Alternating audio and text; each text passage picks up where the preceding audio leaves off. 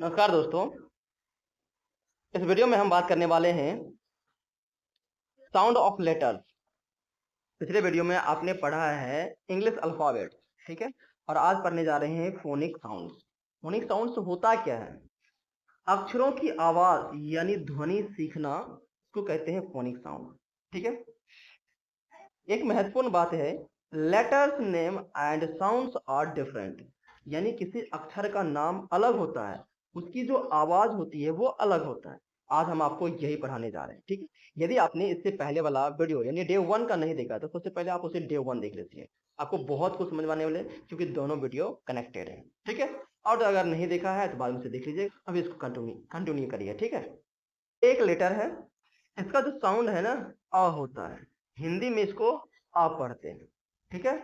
B, इसका नाम देखिए इस प्रकार से होता है बी, ठीक है। इसका साउंड बी होता है और इसका हिंदी मीनिंग ब होता है। इसका कब प्रयोग करते हैं हम? जब आप किसी का नाम हिंदी से इंग्लिश में लिखना चाहते हैं। ये बहुत महत्वपूर्ण भूमिका निभाता है। सिर्फ इतना ही नहीं है, आप अगर लिखना चाहते हैं, आप पढ़ना चाहते हैं, तो ये सारे चीजों में यानी कहिए कि एक बेस होता है हर एक चीज का साउंड। इसी से तो सारे वर्ड्स बनते हैं, सारे शब्द बनते हैं और सारे सेंटेंस बनते हैं, ठीक है। तो यहाँ देखिए सी, सी का मतलब हो गया है सी, यानी इसका साउंड होता है क वाला, ठीक है। इसीलिए इसका उच्चारण हिंदी में हम क देते हैं। डी, तो डी आप इस प्रकार से लिखिएगा, ठीक है। उसके बाद इसका साउंड डी होता है और हिंदी में इसको हम ड लिखेंगे। और ई हो गया है, ई का नेम ई ही होता है और इसका साउंड ई होता है, छोटे ई का, ठीक है। और इसको हिंदी में ए बोलते हैं या अह बोलते हैं, दोनों का कॉन्सेप्ट है, आपको सिखाया जाएगा। एफ देखिए, एफ में इस प्रकार से एफ होता है, आप बोल के देखिए आपको समझ में आएगा, ठीक है। और ये देखिए इसका साउंड है और हिंदी में इसको आप फ लिखेंगे, ठीक है। जी, जी को आप इस प्रकार से नेम देते हैं, जी हो गया नाम। और उसके बाद ये देखिए जी इसका साउंड हो गया है और इसका हिंदी मीनिंग होता है गौ। एच का, एच आप इस प्रकार से लिखेंगे, एच का मतलब ये वाला एच नहीं लिखेंगे। जब इसका नाम लिखेंगे तो A I T C H, H होता है, साउंड इसका एच होता है और हिंदी में आप इसे ह लिखते हैं, ठीक है। उसके बाद आपका लेटर आई है, आई का उच्चारण आई होता है। ये देखिए आपका आई है और इसका हिंदी में आप हर सही लिखते हैं। जे आप इस प्रकार से लिखते हैं, ये सही है, ठीक है, नाम है उसका। और ये आपका हो गया साउंड और ये हो गया आपका हिंदी मीनिंग। के आपके ऐसे लिखेंगे, नाम उसका, और के इसका साउंड हो गया और ये क हो गया। इस प्रकार से एल हो गया है, आप एल को देखिए, एल इस प्रकार से लिखेंगे, नाम लिखेंगे तो। और ये हो गया आपका साउंड और ये हो गया आपका हिंदी मीनिंग। एम, एम आप इस प्रकार से नाम बोलेंगे, ये हो गया इसका उच्चारण और ये हो गया आपका हिंदी मीनिंग। एन, एन आप इस प्रकार से बोलते हैं, ठीक है।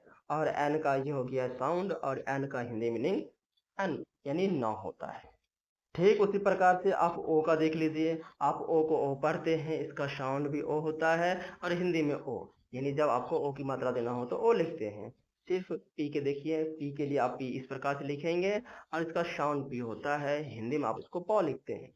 क्यों को देख लीजिए, क्यों किस प्रकार से लिखा था इसका नाम और इसका उच्चारण साउंड कैसा होता है वो देख लीजिए।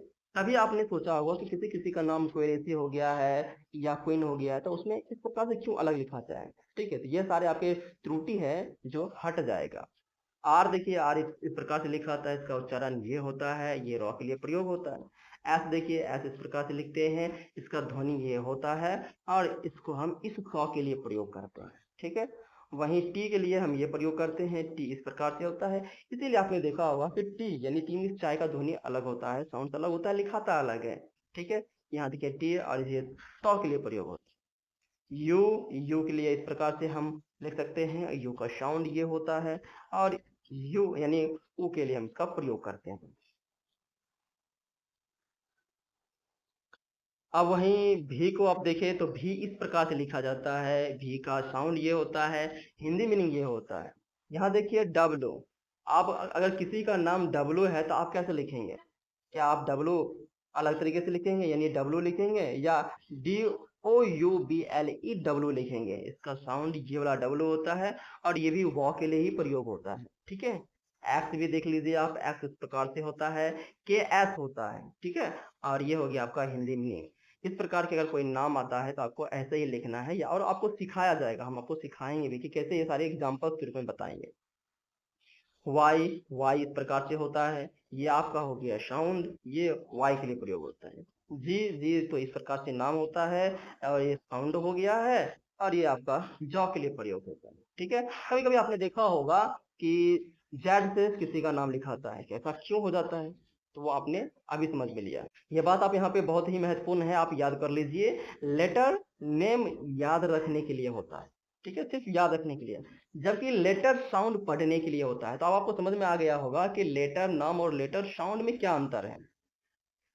बात को समझिए, जब बच्चे अक्षरों की आवाज पहचान लेते हैं, आवाज को पहचानने लगते हैं, तो वे नए अक्षर, अंग्रेजी अक्षर को स्वयं पढ़ना शुरू कर देते हैं। जब आप किसी को बताएंगे तो आप ये भी बताएंगे कि सबसे पहले तुम्हें अक्षरों की आवाज पहचानना है, फिर तुम उसके शब्दों को पढ़ना शुरू कर सकते हो, ठीक है।